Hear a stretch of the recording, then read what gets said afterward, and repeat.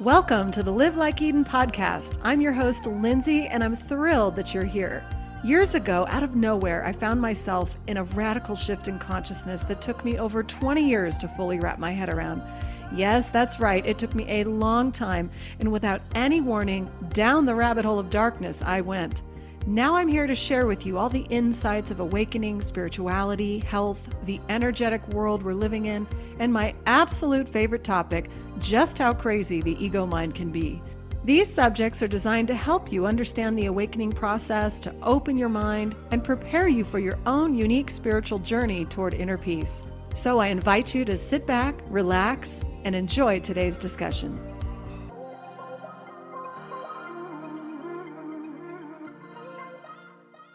Before we get started with today's show, I want to share with you something I've been working on.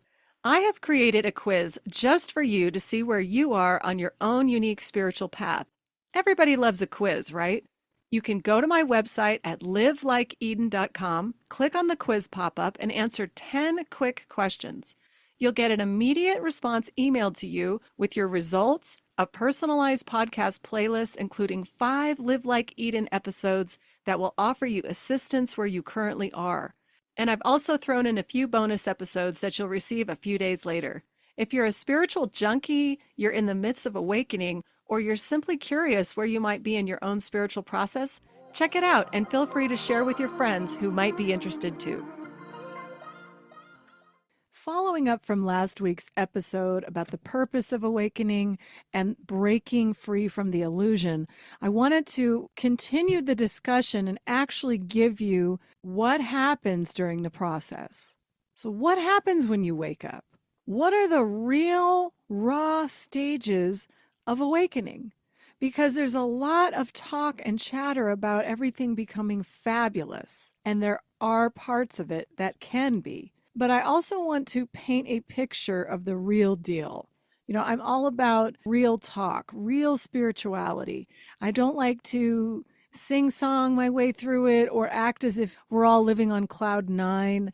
Yes, those moments can happen, but overall, when you're going deeper than that, it's not about seeking an experience. It's literally about uncovering everything. And that's a completely different ballgame, isn't it? When you uncover the whole shebang. Let's start with what the journey could look like. And I stress the word could because it doesn't have to look like this. Each individual will experience it in their own way. Try not to get attached to the order that I say these in because you could experience these in any order. You could experience more than what I'm saying or less than what I'm saying. None of this is set in stone. It's just a framework, and it's designed to give you some insight into what can actually happen to your life when you enter this undoing and this unraveling process. In the beginning, if you are a seeker of spirituality and you are looking for answers, what do you normally feel? Excitement. You're curious. You're this curious child, and every avenue you go down and every new door you open, you're excited again. You're looking for something, and you might find some really interesting information over here in this corner, and you dive into that for a while, and then that doesn't do it anymore, so you open another door, right? And you just keep doing this, seeking and looking for answers. This can be fun. Because it's not only expanding your mind, but it's opening you up to a whole new world of possibility, correct? I mean, it's opening you up to what else is out there. What could this all be about? And it doesn't have to fit into a tiny little box or a small container with a tight lid. It doesn't have to fit into anything like that. That's what's so amazing about waking up is you're freeing your mind from the constriction, from its really tough, constricted nature. So seeking serves a purpose. You're breaking free from some of those dogmas or limitations or conditioning beliefs that maybe you've had since you've been a very young person. So this is part of it. That's why I'm starting with this part, this euphoric beginning of seeking. Think about when you first started branching out and looking at spirituality and looking at all the alternative possibilities that are out there. It's endless and it can be fun. So there's this part of it, waking up to a whole new world, waking up to more than what you thought was there. What you may have thought might have been crazy or those people over there are nuts is actually not the case. There's some genuine people everywhere, no matter what community they are in. You start seeing this, that there's amazing people, and I'm learning some new ways to get in touch with my spirituality. And when you think about the big picture, get outside of religion, get outside of all the dogma, get outside of everything you've thought to be true, and just ask, does it really matter how I get in touch with my spiritual self? Does it matter? Are there any real rules for it? Or is it simply getting in touch deep within me, and however that happens for me is okay? You can ask that for yourself. Does it need to look a certain way? Now, the problem with defining awakening in any specific way is that it becomes easy for the mind to attach to. When you read somebody else's journey, or you read all the stages on the internet of awakening, and you're going, well, I haven't experienced that yet. I haven't experienced that bliss and that euphoria. Maybe I'm not really waking up. You see where I'm going? And what's happening here? What side of the mind is involved with it needing to look a certain way? The ego, just like I explained last episode. The ego wants to grab a hold of it, attach to it, and wait for that outcome. The ego is always about expectations and outcomes, and it will insert itself into the awakening process. So be careful with that. Watch when that happens. If you are noticing stories of people talking about the most nirvana and blissed out experience from a Kundalini awakening or something like that, that's amazing. Good for them. But it's also just a moment in time. It's an experience that something else is having. So awakening really is about dissolving everything. And I mentioned this the last episode, that eventually it's like the lack of experience at all. It's just sort of this content inner calm with whatever is. It's a little bit different. It doesn't mean you can't have some amazing experiences. So when I say the euphoric beginning, I sometimes feel like there's a lot put into having a certain experience. It doesn't have to be that way. It doesn't have to be that way at all. You might be on the other end and you're going through hell and it's pulling you into something deeper and you're having some real transformations and shifts in your reality and it's freaking you out. So think about that. That's part of it. Part of the journey is having some really wonderful moments and getting excited about your journey into spirituality. The next thing I want you to think about is the physical and mental symptoms that might kick in at some point. Now, not everybody's going to go through this, but it's important to know if it happens to you. There can be a very real physical upheaval for people. And if you look into the ancient world, there's a lot of information about Kundalini energy. Now, the word itself to us, Kundalini, just sounds weird, right? But it's from India, and there's a whole history behind this. The latent serpent, or that energy at the base of the spine that's dormant in most of us. And eventually, when it goes off or it erupts, it moves up the spine, or the central channel in the spine, up through the body, moving through the chakras and opening up your entire being, eventually settling up through the head. And it's this unity that you have, or this self-realization you have with the all, or the larger essence that's there. You could certainly dive into that and read all about it, but there are lots of symptoms that can happen if you should feel this energy within you ignite. Now, I'm speaking from experience with it, so I can share that it can be very disruptive. There's people that have very wonderful experiences with it, and it's just fluid and everything's amazing. I wasn't one of them. I got to feel all the weird stuff and the symptoms in the body that almost scare you because it's very strange. And it's very difficult to put into language, as I explained on the last episode. But you can have this sensation of a pushing feeling moving up the back, an energy surge that's powerful. It could be subtle also, but if it's powerful, it's moving and pushing. It's almost pushing through blocks in the body is what it felt like to me.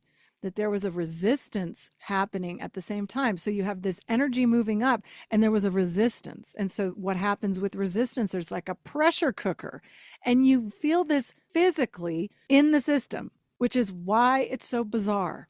you know, it really can feel bizarre. And as it starts to push higher up the spine and into the head, then all kinds of things can happen. You can start to feel very expansive, very out of the body, very surreal, that you're not really the body anymore. You might have this unitive state where you feel connected to something much greater than the physicality of everything. And that can be very disturbing to your mind. If the mind is not familiar with this experience, then what happens? It starts to go into panic mode. It starts to be very, very afraid. If you understand the ego and know why it's afraid and what we talked about on the last episode, you can then see what's happening. It's when you don't understand what's happening is when your life can be turned upside down. And that's what happened to me. I didn't know what was happening. I could feel it because it was not subtle. It was like, here I come, boom. And I'm thinking, what is going on? What was that? It was a common theme in my mind for years and years and years. But the symptoms that can happen are you can get a lot of energy rushes throughout the system at night. It feels almost like an adrenaline just shot through you at 1,000,000 miles per hour. Like it's very sudden, very quick. You could have energy blasts anywhere in the body. I've had them in my arms, in my head, up through the solar plexus, anywhere. And they'll just burst and happen. The nervous system is not familiar with this type of activity when it happens. So there's a very, very difficult time where the nervous system is unsettled. It could cause you to go into fight or flight or have some serious anxiety or panic, that sort of thing. But if you understand the process and you've been educated on what could happen, that alone will bring you comfort.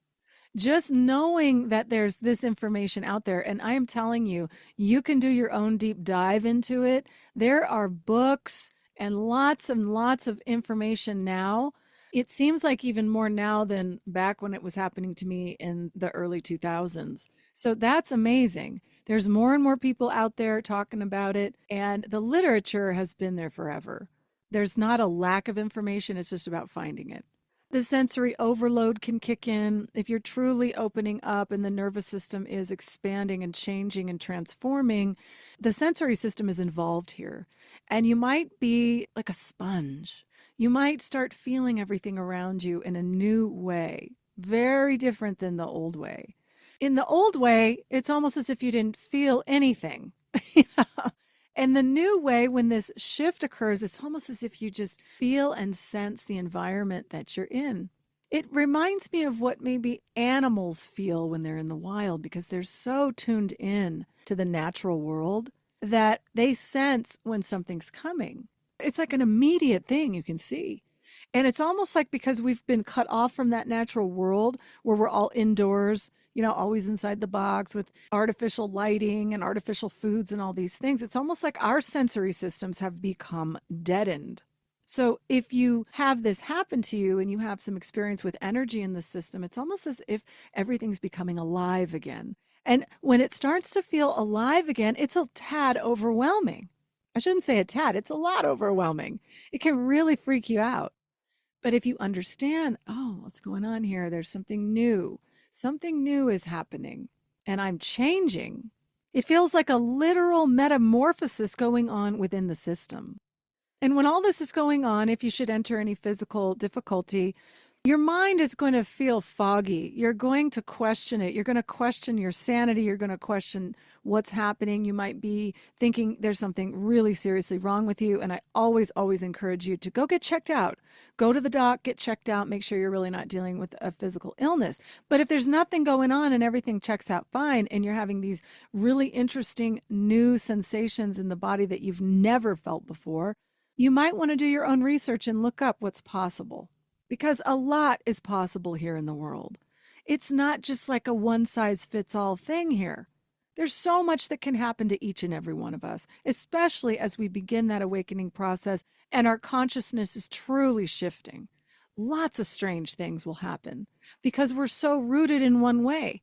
And when you have no idea what the new way is, it's like you're holding on to the old way of life and you're petrified of getting in the cocoon and changing and flying free. You might feel a lot of anxiety mentally because you're worried about what's happening. And if you look at it from the perspective of the ego, that would be totally normal. Your ego is going to be worried. Of course it's worried because it's threatened. It's threatened that something's happening to it, to its identity. Remember, the ego's rooted in the small self. It's rooted in your identity as who you relate to in this world. So when that starts to rumble, when it starts to shift, the ego's going to panic. So if you experience panic, anxiety, fear, terror, any of those things, take a step back for a minute and say, that's the ego petrified of its own demise. That's really what it is. And when you understand that, it brings a sense of calm to you, that you're seeing what's happening. And you know what? It's okay for the ego to freak out. Let it freak out. It is going to freak out. It's okay. So lots of physical and mental symptoms can kick in.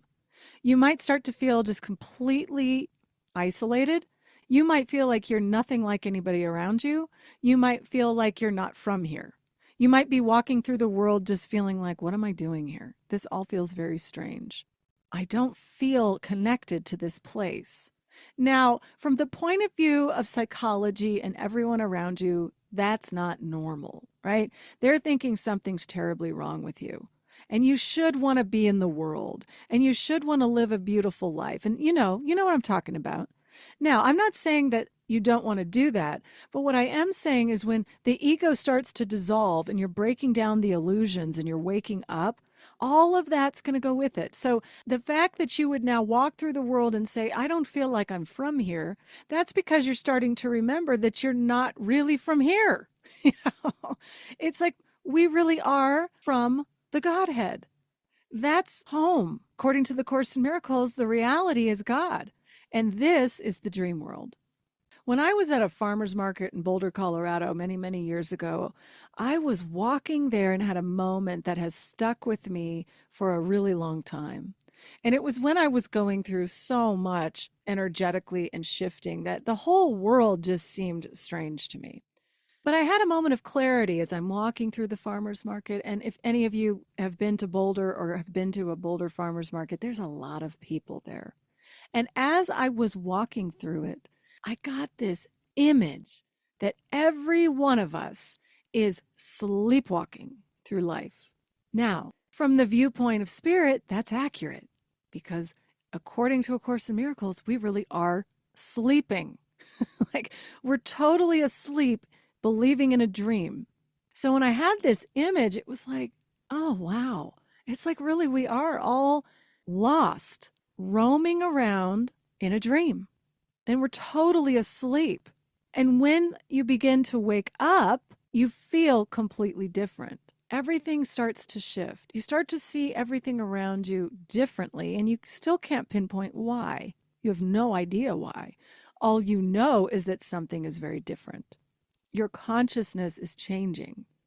It's like going from being completely unconscious and unaware to slowly becoming more conscious and awake.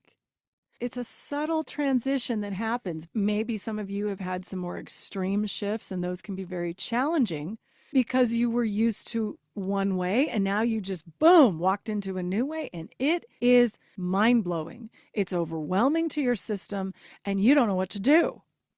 And again, it just takes time to settle in, and eventually everything sort of works synergistically, even if your mind is resisting it. So it would be normal if you're having a lot of physical and mental symptoms that are unsettling to you that you might want to pull out. Do you want to pull out of the world for a while? You need to just relax, be on your own. That's completely fine. And it would be really important to find somebody that you could talk to, a support system, if you have good friends or family, therapists. This is what I do. I love to work with people who are in the midst of this because I know exactly what it's like. And I also know how you could see it a little bit differently to sort of relieve some of those blocks. And that's what I'm hoping this show is going to help you with, just to be able to see it so that you can actually use it in your life and it's not so overwhelming. So as you go deeper down the rabbit hole, you will not be able to control how deep you go, as much as your mind is going to want to do that, right? There's something greater pulling you to your destination, which eventually would be completely awake and home in God. But while you're in the world, you're going to have these periods where you might feel like you're getting pulled deeper and deeper, and you're just holding on for dear life. And you're just going, oh no, where am I going? I feel like I'm going into this void of nothingness. I'm being erased and wiped out. That's what the ego is seeing. I had moments during my own shift in awareness where it literally felt physically like I was being pulled into a void, a vastness where there was absolutely nothing. And what was panicking? My ego. It's like, oh no, I'm not nothing, am I? See that? What's the ego afraid of? Being nothing. Well, it really isn't anything. It's like if we're all just pure Godhead love spirit, then the ego really is nothing. So the panic from the ego mind is actually valid from its perspective. Now, of course, in miracles would say the ego is a total delusion. But when you're experiencing it and when you've been attached to it for so long, you're not going to feel it like that. It's going to be scary. You're going to have some fear around it. And that's okay. And I really want to emphasize it's okay to be afraid. Our culture is really good at saying, well, you can't be afraid of that. There's something wrong with you. It's actually the fear needs to be seen very clearly so that you can move past it. In those moments of feeling very afraid and you're very unsettled, look at it as an opportunity to see what the ego is afraid of and do it for yourself. What is it that my ego would be terrified of right now? And you can just write a list out because there's going to be a lot of unsettling moments. So I like to describe it like this. You might have some periods during this undoing process where you start to feel like everything's going smoothly. Oh, I just had a lot of this weird stuff happen and now everything is just fine and I think I'm going to be okay and I can now navigate and move on with my life. That might be something that comes into your mind. But what can happen is that you really weren't as far as you thought, you know? Because the mind loves to say, hooray, I did it. I got through it. Give me the award. And then what happens? Eventually you get pulled a little bit deeper, a little bit more. You'll get thrown into something new, and then you'll be dealing with another level or another stage of maybe some more difficulty or challenge, a more opportunity to let go. And that's really what it is. The mind is going to want to see it as horrible. That I can't do this. I might as well just stop trying. And the reality is there's no real trying that needs to occur here. It's simply a process that happens on its own. And getting out of your own way is probably the best idea. Getting out of the idea that it needs to be a certain way, that you need your life to look a certain way, that even though you're going through this very strange, surreal process, that's what the ego thinks. It's actually a very normal, natural process to get you home, but the mind isn't going to see it that way. And the more you can get out of your own way, allow it to unfold without the commentary, the better off you're going to be. It doesn't mean that you still won't face challenges, but you'll be more at ease. You will feel more at peace with the process. You start disconnecting from needing your life or your awakening to look a certain way, because that can be a real trap, waiting for that blissful experience that may not come. Maybe that's not the point. Maybe that's not the point, is to be all blissed out all the time. Maybe the point is to see clearly and be able to choose spirit in your life as you live just an ordinary life like everybody else, you know? So there's periods of unsettling. It almost feels shaky, like you're walking on the ground and the ground is not sturdy. It's like turbulence, and the turbulence feels as if it's happening within you. People on the outside may not even be able to tell that this is even happening to you, which makes it even more surreal. Because you're thinking, does anybody see right now that I am actually going through hell? No, they may not. That's when support systems are really key. Finding somebody to talk to or doing something, because the underworld is now blowing up in your face. And nobody sees the underworld, right? You can only feel the underworld. When you're in the shaky middle ground, you start questioning everything. You start questioning everything around you. Maybe you're questioning everything in the world. You're questioning your own life. It's what you're doing here. Why is this happening to me? How come everybody else can go about their business and I'm dealing with this? You know? Well, consider it a gift. Consider it a gift that you've been given an opportunity to shift perspective. You are now being gifted something that you may not understand right now, but you will one day. The whole process, if you think about the supernatural or the intelligence field around us or the spiritual, mystical realm that's there guiding us home, we don't understand that. It's intangible. But you know what's beautiful about it? It has a rhyme or reason to it. It actually has a purpose. All the things that you will go through in the undoing process, all those raw stages that feel overwhelming and so real and disruptive even, have a point, even when you don't see it. So just remember that whatever stage you're in, whenever you're feeling confused, whenever you're flustered, there is an intelligence behind it that is pulling you to where you will eventually need to be. And that's different for each one of us. Again, trying not to get too attached to what you think it should look like. So where is this shaky middle ground or the periods of unsettling leading you? To the dark night of the soul or the dark nights of the soul, because it doesn't have to be one night. It could be lifetimes. We can have dark nights, and we probably have been having dark nights every time we reincarnate or come back, if you believe in that. If you don't, then maybe it's just one time. One time you get your dark night. But think about it. You could have a lot of moments in your life that are dark nights of the soul that wake you up to something greater. So again, not getting stuck on it needing to be one big grand finale, because that's what the ego loves. It loves a grand finale. It wants fireworks. It wants it to look a certain way. It doesn't have to be that way. You can have small moments breaking down your ego for years until one day you look back and you recognize that the ego is no longer driving your car, or the ego is no longer in charge. You might feel it's moved to the back seat. And there wasn't some big explosive finale, no big theater production or big drama. It just subtly and slowly happened. And in hindsight, you notice it. So think about that. That is an absolute possibility. It doesn't have to come with bells and whistles. The dark night of the soul, let's talk about this for a minute, because it can be horrific. Your ego is not going to go quietly. You might have an inner battle going on. Sometimes I refer to this inner battleground. You have the ego's perspective within, and then you have the spiritual side. And the ego loves a good battle. It loves to put up armor, and it loves to defend itself, and it loves to have all kinds of artillery. It loves to be prepared for the battle. Spirit isn't even aware there's a battle because it doesn't believe in the ego's system. So when you feel the battle going on, it's like a friction building within you. It really is about the ego's battle.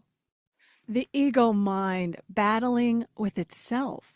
And the dark night is a place of just such utter isolation and darkness. And you don't have to physically be isolated to experience the dark night. That's another thing to bring up.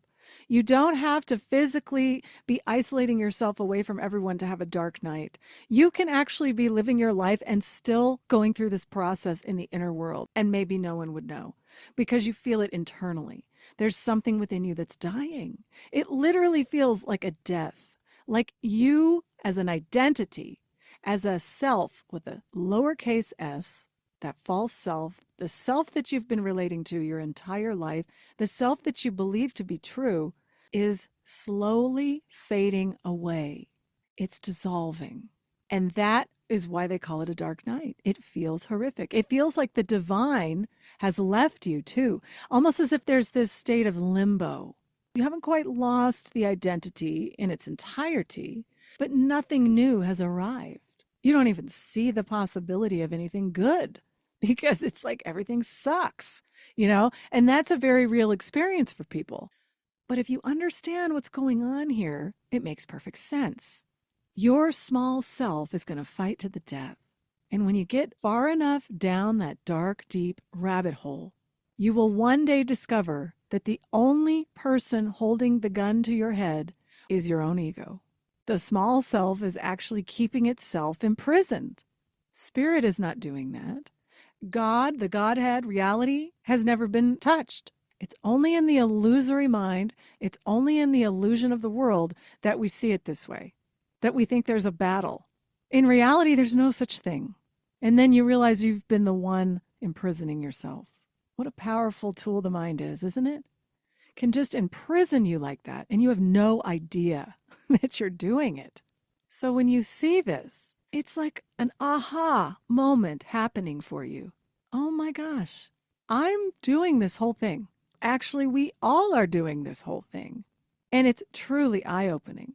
And it's freeing. Getting to the depths of hell is freeing. When people that believe in hell, like there's a burning hell, that if you don't follow God's orders here and you're a bad person, he's going to send you to hell. You're literally going to burn in the flames in hell. And I always think to myself, how could there be a burning hell when it's already here in the world? We create it. We create this hell in our own mind. Something to think about. The dark night of the soul is really the fear of losing the self. It's that fear the ego has of total annihilation. And you might experience things like fear of non-existence itself. And this can manifest physically. You can actually feel terrified of this whole thing. When you see that it's just the ego mind, that's when the relief comes in. Because you're recognizing and acknowledging it. You're allowing it to come to the surface, which I highly recommend, allowing all of this to just come to the surface like a volcano. Let it all out. Let everything come up. The more you put the lid on the pot, the more you want to shut it down is when it becomes that pressure cooker.